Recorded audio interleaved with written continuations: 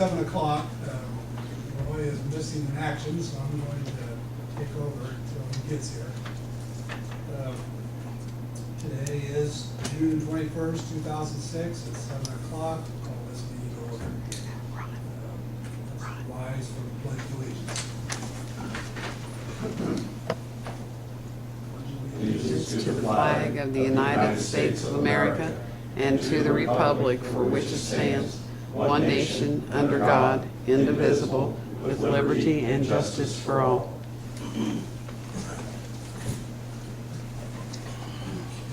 First item of business is to approve the minutes from the May 17th roll call. Right after we do the roll call. Roy? Richard? Here. David? Yes. Steve? Yeah. Bruce? Here. Okay, now we'll approve the minutes. I might point out that the minutes you have before you have some red marks on them. Those are my thoughts when I reviewed the minutes. Maybe some revisions that should be considered, so it's up to you to decide what you want to do. I might point out that Ron's predecessor wasn't nearly as verbose, and I can't pick up everything that Ron says, and even going through the taping of the meeting, but I sent it to him for this very reason. Is there any discussion on the minutes?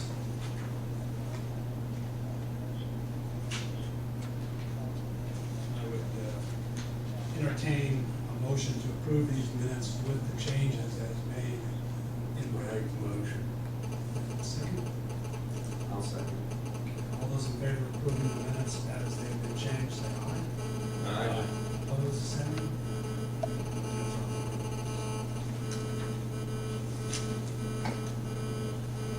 Okay, new business.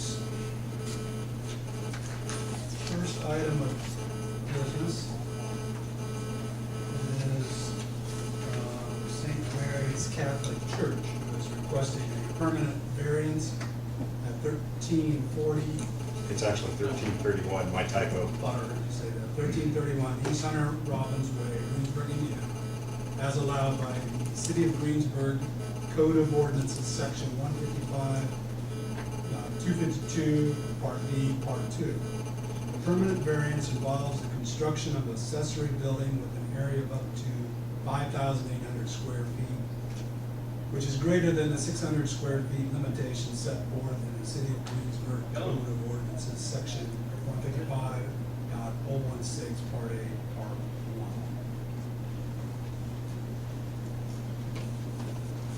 1. The property in question is outlined here in red. It's actually a single large parcel that covers the entire church property, and Hunter Robbins Way goes down through the middle of it. In this particular photograph, you see the school that was constructed a couple of years ago, and currently in this area right here, the new sanctuary is under construction. The request for an accessory building is proposed to be located where this black box is right here. And I think actually, Andy, when you drew it, I think it may be a little bit north of that. A little bit northwest. Yeah, right, I think right in there. There's some basketball courts right under the number, and it's going to be, for the builder site plan, it's going to be located in that area. As proposed, historic building location would be equal to or greater than 250 feet from any property line. And in fact, I did a little scale, and it's probably over 1,000 feet to the residences here to the north, and also the residences here to the west. This is the builder's site plan. It's a little hard to see here, but this black square is where they're saying the building would be. This is the basketball court here.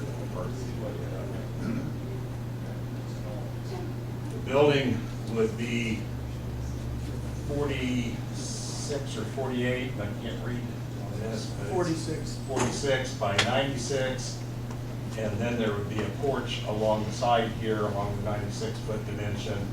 that is, I believe, 12 feet wide. The building itself is, I forget the numbers, but 50, a little over 5,000 square feet, and the porch adds a little bit more. So the whole thing comes to something like 5,700 feet. And that's what it is. The ordinance does say in an R1 district, the maximum size of an accessory building is to not exceed 600 square feet. The proposed building is within the height limitations for that zoning district.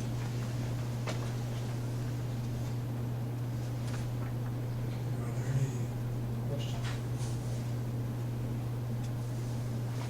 With the building that they're proposing to build, is it going to be like brick on the outside, or is it just a one building with steel walls? We have counter buildings. We have, it's going to have. Andy, why don't you come up and introduce yourself? Okay. My name is Andy Bates, and I'm the business manager of the St. Mary's Parish here in Greensburg. It's a pole building, basically, that counter buildings have proposed. Our intent is not to put up just a pole building. We want something that's going to blend in with the brick building that we do have. So it's going to have metal on it and a metal roof, but on the portion on the bottom, it's going to have, it'll be metal, but it's like a brick, so it matches with the brick that we have out there already. So it blends in. Not the one thing we wanted to make sure of was that we didn't just put a building up there that detracted from what we've got already.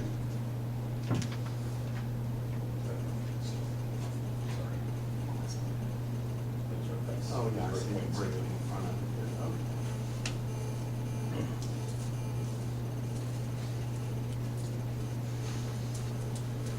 And how high, how tall is the brick? That's thrown in there. Those are kind of standard, 3 to 4 feet, but it's somewhere in that neighborhood, 4 feet anyways. And that'll go around the perimeter of the building. That'll go around the perimeter of the building, and it'll be that. The other color is going to match, actually, the gymnasium color that we have up high on the gymnasium, which is metal too. I believe, Bruce, the south elevation does not show brick there. Yeah, that's what I was looking at. It has a line going across the graph, so.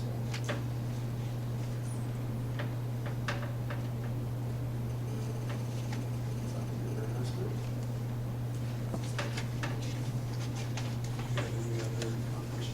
No, it's basically going to be storage, also equipment storage. At our current location in town, we sold a block building that we were using for storage. We need this storage for our festival stands and booths, that type of thing. Also, in order to meet fire code, we cannot store any mowers or equipment in our current school building area, even though we got a maintenance area. We can't have anything like that in there. So we're storing our current mowers and things in our other building out of the cemetery, which is some distance. So it's a little bit of an inconvenience for us at this current time. So. We have to ride it down the highway, followed by a pickup. Well, we're actually putting it on a trailer. Right. Yeah, we're putting it on a trailer, and we don't actually travel on the highway too often. We come off the south road and then get the Mill Highway road pretty quick. And come in that direction. Any other questions?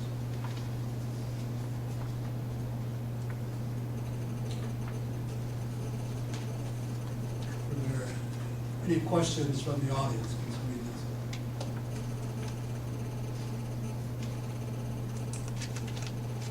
Yeah, I have a question. I see that you got a porch on this thing for the festival. This building won't be used for festivals, will it? Inside? Not inside. Okay. Not inside. The porch area is actually to give some cover for some of the booths that they're gonna have right there at that time. But the actual inside will not be used for festival area. That, I think that's what we want to make sure, that we don't turn it into assembly? Yeah. Or, you Or know, maybe said differently, if you want it to be an assembly, we need to start out with that idea in mind and construct it, Right. fire protect it, and make sure it has appropriate egress and all that. but what you're using for is fine. I mean, I just wanted to make sure that we understood. No, That's as far as the. that's just the old fire chief coming out. Oh, that's okay. As far as the booths, some of the booths will be in the porch area, but most of them are gonna be like we have at our current festival. We'll have them in tents and that, Right. outside. Are there any other questions or comments? Okay. Well, I will entertain a motion to accept this variance as was written.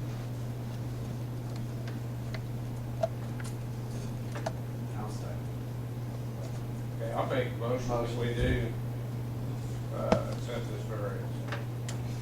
Okay, we have a motion and a second. Take a vote. Bruce, Yes. Steve, Yes. David, Yes. Richard. Yes.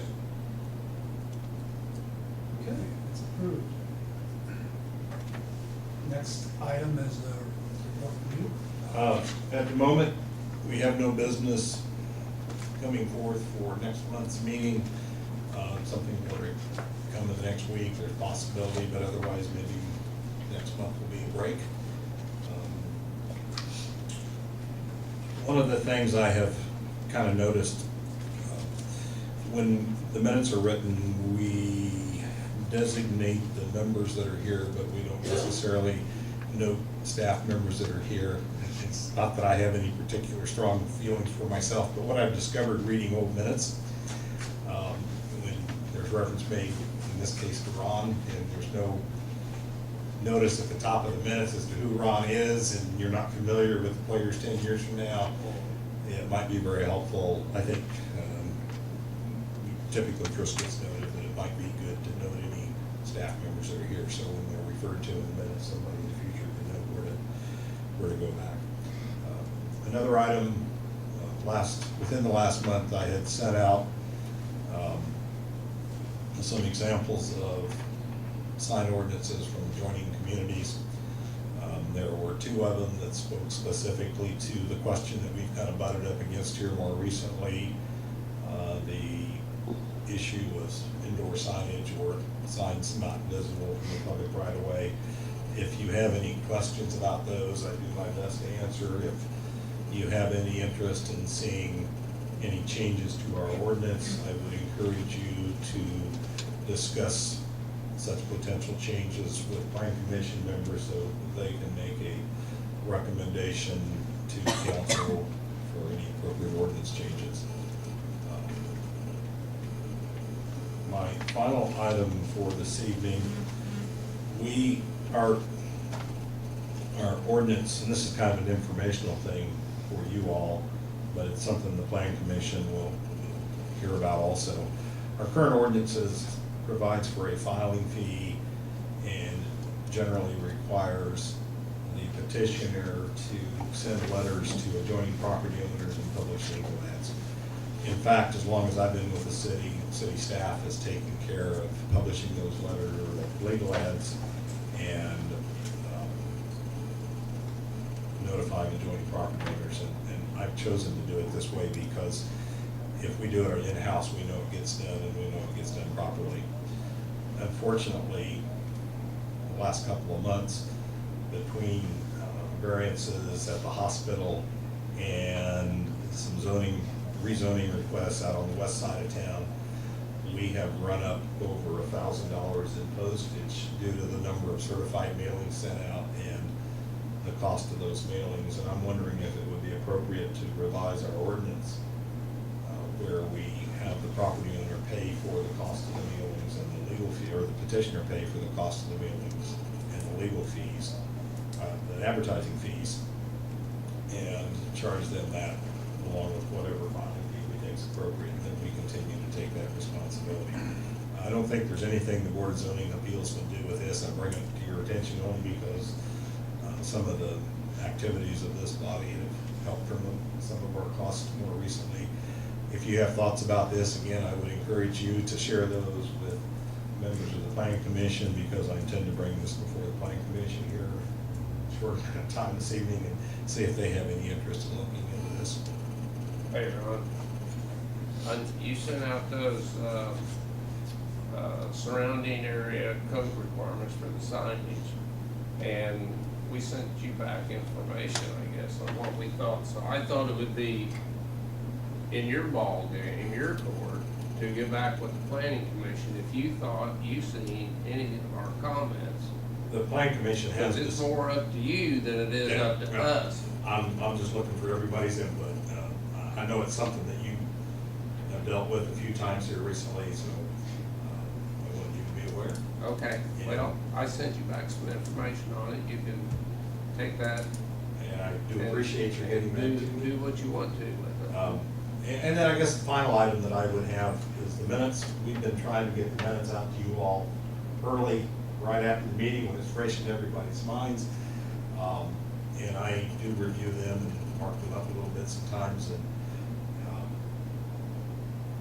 if you have comments, even if your comment looks okay to you, we would try and, John and I would try and get those in nearly final form before your next meeting, so you can review what appears to be a final set. So if you could assist in that fashion, it would be much appreciated. Any other questions? Thank you. And the next item is any other items of interest from the BZA members. I make a motion to adjourn. There's been a motion to adjourn, is there a second?